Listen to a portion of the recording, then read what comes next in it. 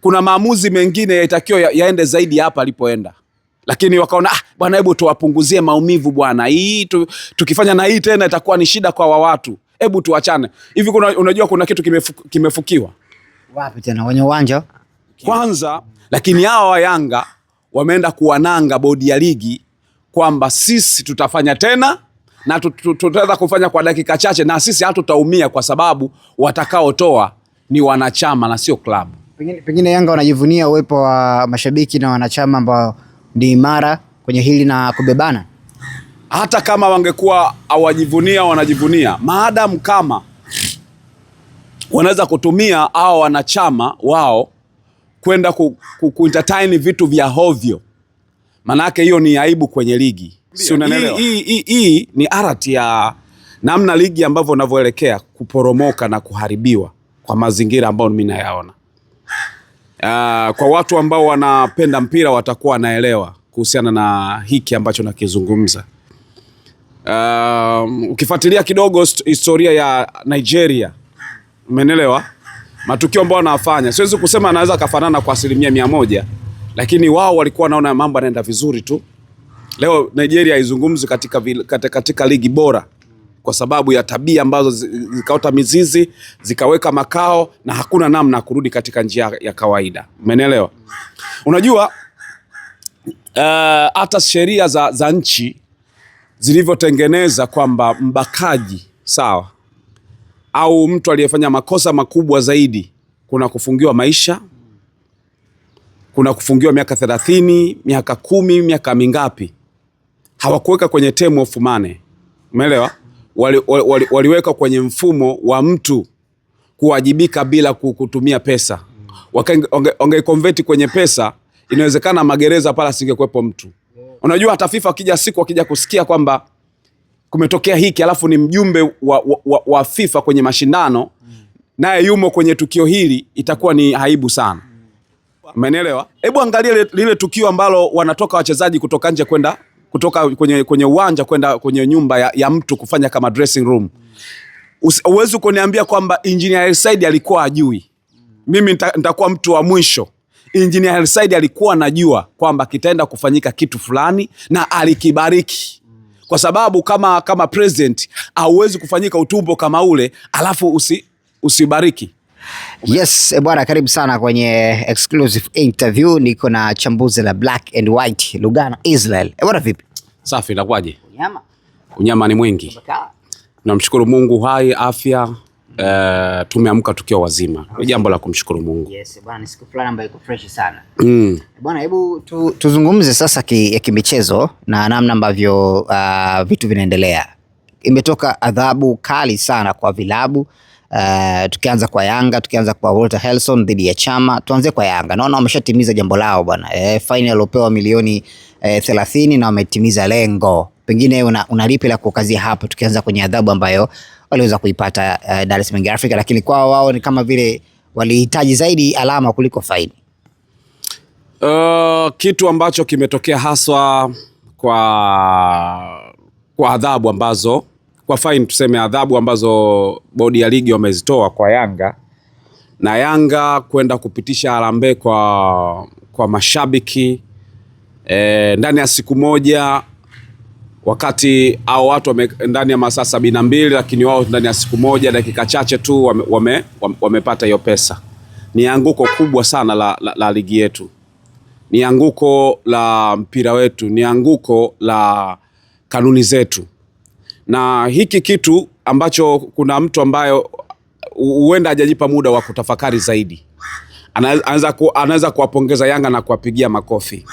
Anaweza akasema Yanga amefanya kitu kizuri, Yanga ni timu kubwa, Yanga itafanya nini, lakini ni fedhea na ni dharau kwa bodi ya ligi. Fedhea na dharau kwa bodi ya ligi. Hiki ambacho kimefanyika, haiwezekani bodi ya ligi watoe adhabu ambayo unaweza kusema kesho hao watu asirudie tena. Alafu anaweza kuambia sisi tunakupa kwa sekunde moja, hata tuambie shilingi ngapi sisi tunakulipa. Na tutafanya na kesho. Nakwambia hii ni arati ya namna ligi ambavyo unavyoelekea kuporomoka na kuharibiwa kwa mazingira ambayo mimi nayaona. Kwa watu ambao wanapenda mpira watakuwa wanaelewa kuhusiana na hiki ambacho nakizungumza. Ukifuatilia kidogo historia ya Nigeria, umeelewa? Matukio ambayo wanafanya, siwezi kusema anaweza kafanana kwa 100%, lakini wao walikuwa wanaona mambo yanaenda vizuri tu. Leo Nigeria haizungumzi katika ligi bora kwa sababu ya tabia ambazo zikaota mizizi, zikaweka makao na hakuna namna kurudi katika njia ya kawaida. Umeelewa? Unajua hata sheria za nchi zilivyotengeneza kwamba mbakaji, sawa, au mtu aliyefanya makosa makubwa zaidi, kuna kufungiwa maisha, kuna kufungiwa miaka 30, miaka 10, miaka mingapi. Hawakuweka kwenye term of money. Umeelewa? Waliweka kwenye mfumo wa mtu kuwajibika bila kutumia pesa. Wange convert kwenye pesa, inawezekana magereza pala singekuepo mtu. Umeelewa? Kwa sababu watu wana mashamba, wana manyumba, wana kila kitu ambacho kinaweza kawawezesha wao wakalipa tu, kwa sababu kwenda jela ni kitu kingine. Umeelewa? Sasa kwa nini vyote hawajiweka kwenye pesa? Waliweka kuepusha kwamba usije tukaweka kuna watu fulani waweza kalifanya hili, anasema mimi hii nitalipa faini. Hii mtaiweza tu. Hii haiwezi kunifikisha mimi huku. Lazima kuwepo na tabia ya watu ambao wanatumia pesa waseme kwenye engo hii sitatoka. Si umeelewa? Hapa namaanisha nini? Yanga wamefanya makosa ambayo ni ya kuidharirisha ligi yetu. Kwenye dabi ya Kariakoo inafuatiliwa na watu wengi. Unajua kitendo, watu wanafananisha kitendo cha timu kukataa dressing room ndani kwa ndani. Umeelewa? Na tofauti na kitendo ambacho timu inatoka nje, yani inavuka mpaka barabara kufuata nyumba nyingine. Ni kama ligi ya mchangani. Ni kama ligi ya mchangani, ligi ya kugombea mbuzi au ng'ombe. Umeelewa? Ni kitu cha aibu. Sasa kwenye kanuni ya 45 kifungu cha 17 ndicho ambacho bodi ya ligi walikenda kukitumia. Bodi ya usimamizi wa ligi, kamati ya usimamizi wa ligi, wao wakaenda kukitumia kuadhibu Yanga. Hicho kifungu kinajieleza kabisa kwamba wana mandate, sawa, ya kuexpand yani nje ya kanuni za mara kwanza ambazo zipo, sawa. Wanaweza kuongeza, hiyo kanuni inazungumza kwamba wanaweza kuongeza adhabu au chochote ambacho, kama adhabu iko CAF au iko FIFA au wao wenyewe watakaona inafaa, kwa sababu sio matukio yote ambayo yanaweza katokea kwamba FIFA alisha kutokea liamliwa vipi. Kwa wao wanaweza kuongeza kutokana na mazingira husika. Hiyo kanuni inawapa uhuru na mandate ya kuamua hivi. Sasa uhuru huo ambao walipewa, waliamua wakijua milioni 30 zikatosha kuwafanya Yanga waseme tusirudie tena kufanya hili tukio. Lakini hawa wa Yanga wameenda kuwananga bodi ya ligi kwamba sisi tutafanya tena na tutaweza kufanya kwa dakika chache, na sisi hatutaumia kwa sababu watakaotoa ni wanachama na sio klabu. Pengine Yanga wanajivunia uwepo wa mashabiki na wanachama ambao ni imara kwenye hili na kubebana. Hata kama wangekuwa hawajivunia, wanajivunia maadamu kama wanaweza kutumia hao wanachama wao kwenda kuentertain vitu vya hovyo. Manake hiyo ni aibu kwenye ligi. Si unanielewa? Unajua mpaka sasa hivi walichokifanya Yanga ni fedhea, ni aibu kwenye ligi, na wamewadharau bodi ya ligi, kamati ya uendeshaji wa ligi. Kama wenyewe hawajajitafakari kama ni fedhea, ni dharau kwao, watakuwa pengine nahisi sijui watakuwa na mioyo ya aina gani au vichwa vya aina gani, lakini naamini kwa akili na uwezo waliokuwa nao watakuwa wamekaa kwenye vikao vyao kwamba hii ni fedhea. Kwangu mimi nachukua ni fedhea kwa kiwango cha lami kabisa, kwa sababu haiwezekani Beni. Nimekupa adhabu. Sababu ya adhabu sio kwa sababu wewe ni kukomoe. Adhabu ni kwamba maumivu utakaofeel kwenye adhabu ya kufanya useme sirudii tena. Na ndio maana kuna wakati watu wanapelekwa jela si kwa sababu ya kuwakomoa, kwa sababu ya ujifeel kutokuwa na uhuru, kutokula chakula unachokipenda, mazingira unayoyataka, ili baadaye useme kule sitaki kurudi tena. Umeelewa? Lakini Yanga hii inaonyesha kabisa kwao sio maumivu tena. Umeelewa? Swala la faini milioni 10, milioni 30, 50, hata angesema milioni 100 kwa Yanga, wangechanga ndani ya siku 3 na ingeisha. So umeona hii hapa 30 sio hela ndogo. Kwa hiyo hicho kitu ambacho kinafanyika bado hakijawa dawa kwa nani? Kwa Yanga. Kitu ambacho kinatakiwa kurudi sasa hivi. Sasa hivi ni kwenda kugusa mamlaka. Umeelewa? Ili uweze kusaidia watu wasirudie tena, lazima mtu ajifile maumivu. Unajua, mfano na mzazi anapokuwa anampiga mtoto, anapochukua fimbo kumchapa mtoto, sio kwamba mpendi. Huwa anachukua fimbo kumchapa mtoto ili mtoto kesho aseme sitaki nisirudie tena. Yani afili yale maumivu kwamba hivi nikifanya tena nipigwe, hapana. Anaachana na kile kitu afanye. Umeelewa? Kwa hiyo kama mzazi hawezi kufanya kitu ambacho mtoto aseme sirudii tena, manake hilo ni tatizo. Na hicho ndicho ambacho kimefanyika kwa bodi ya ligi. Ni kitu ambacho mimi binafsi kabisa nikwambie Beni, naiona anguko la ligi. Kama bodi ya ligi wataendelea kuwa waoga kwenye maamuzi haya na kuto kuchukua hatua stahiki ambazo klabu inaweza ikasema tusifanye hivi, yani wakipeka kwenye njia ya pesa tu. Hapa tunaizungumzia Yanga, unajua. Hapa tunaizungumzia Yanga wafanya hicho kitu. Sio kwamba Simba hawezi kufanya. Kwa Simba nao wataona tunahitaji pointi 3. Faini yetu ni tukifanya hivi, faini itakuja milioni 10. Pointi 3 ni lazima.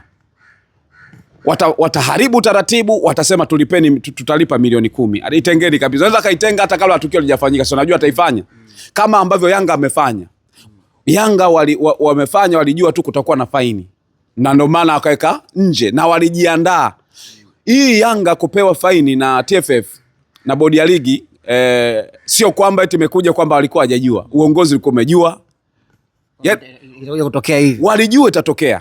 Kwa walijiandaa. Sasa hicho kitu ndicho ambacho kamati ya uendeshaji wa ligi wanapotoa adhabu lazima wazingatie. Kama kuna kipengele ambacho kinawapa mwanya na uwanda mpana wa kuamua kutoa adhabu, lazima pia wahakikishe ya adhabu hizo mtu aseme sirudii tena. Maana yake inatupa aram pia kuelekea kwenye kutengeneza kanuni mpya. Lazima pia hizo kanuni ziende zikafanya nini? Zikaangalia mazingira halisi ya ligi yetu. Mazingira halisi ya ligi yetu ni yapi? Yanga, Simba, Azam sidhani kama wana tabia hizo, lakini nao wanaweza kaingia kwenye tabia hizo kama akiona kama kuna possibility ya kufikia malengo yao, kwa sababu kama iwezekani na sisi tunaweza kufanya hivi. Yanga, Azam, Singida na Simba wote wanaweza katumia njia hiyo ambayo ameitumia Yanga hiyo. Na wakasema adhabu ni shingapi, tengeni hela kabisa. Twende tunafanya kitu. Kwa sababu inanufaisha. Kwa hiyo wanatakiwa kufanya kitu kimoja. Ni kwenda kubadilisha kanuni isibezi tu kwenye nini? Kwenye pesa. Iende ikabezi kuathiri au kugusa mamlaka ya juu. Unajua, hebu angalia lile tukio ambalo wanatoka wachezaji kutoka nje kutoka kwenye uwanja kwenda kwenye nyumba ya mtu kufanya kama dressing room. Uwezi kuniambia kwamba Engineer Hersaid alikuwa ajui. Mimi nitakuwa mtu wa mwisho. Engineer Hersaid alikuwa anajua kwamba kitaenda kufanyika kitu fulani na alikibariki. Kwa sababu kama president hauwezi kufanyika utumbo kama ule alafu usibariki. Umeelewa? Kwa kuna lazima utafanya nini? Utabariki tu. Hata kama alipelekewa ripoti ambayo hakuielewa, basi ni yeye atakuwa na makosa. Lakini mimi naamini kuna asilimia kubwa sana ambazo zinamuonyesha kabisa kwamba president wa Simba, president wa Yanga alikuwa anajua. Kwa hiyo hilo litarudi tena kwa nani? Litarudi tena kwa Simba. Nini ambacho kifanyike sasa? Ni kwenye kanuni. Sawa? Kanuni zinazofuata ziguse kama mamlaka. Maana yake kama amefanya Simba, amefanya Yanga, kesho kutwa atafanya Simba. Kanuni ije ambayo haina kuogopana.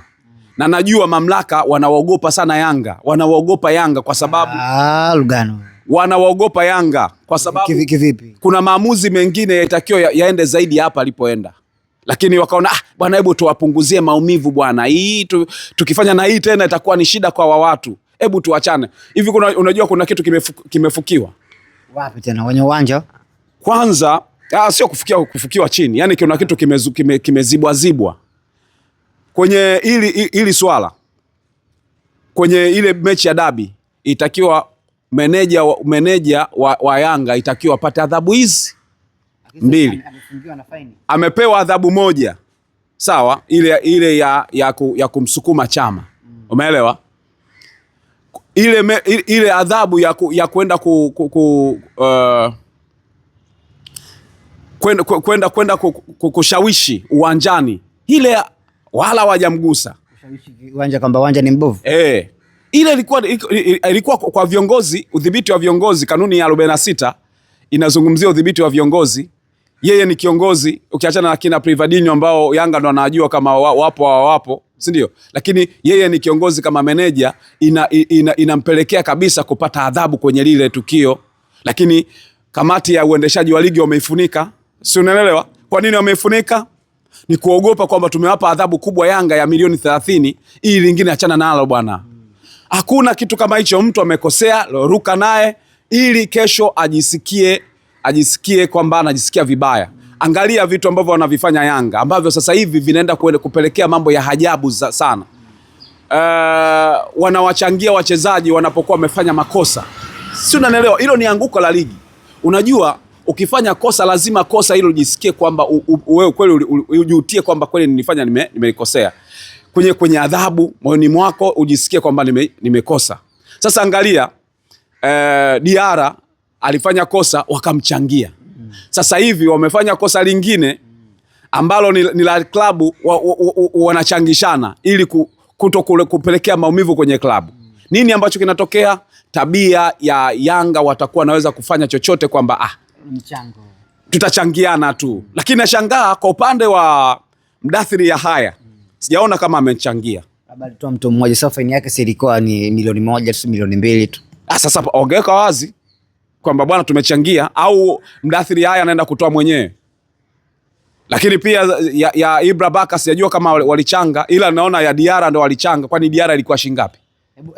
Lugano, hebu turudi kidogo sasa miaka ya nyuma kabla ya Hersi hajaingia kwenye uongozi wa Yanga. Ana mazuri yake mengi ambayo ameyafanya, lakini uongozi wake umeonekana pia una matukio mbali na mazuri yake, lakini pia na matukio mbalimbali.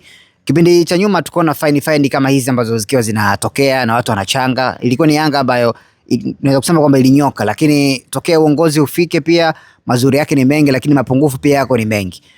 Kwa hizi faini ambazo zinatoka kwamba kila mchezaji anaifanya na faini zinatoka na wanachama wanachangia pia, tunaweza kuona kwamba ni upendo, lakini ni moja dalili au alert kubwa sana kwamba ligi yetu sasa inaelekea super nzuri, kwamba kama bingwa tu anaweza akafanya makosa na akatoa faini na vitu vikaendelea. Ni sahihi kabisa kwamba uongozi wa Yanga ujitafakari kwenye hiki ambacho pengine anachokifanya, kwa sababu pia utaondoka uongozi, utakuja uongozi mpya ambao nao sasa atashindwa pengine kufanya hiki ambacho pengine uongozi huu unafanya.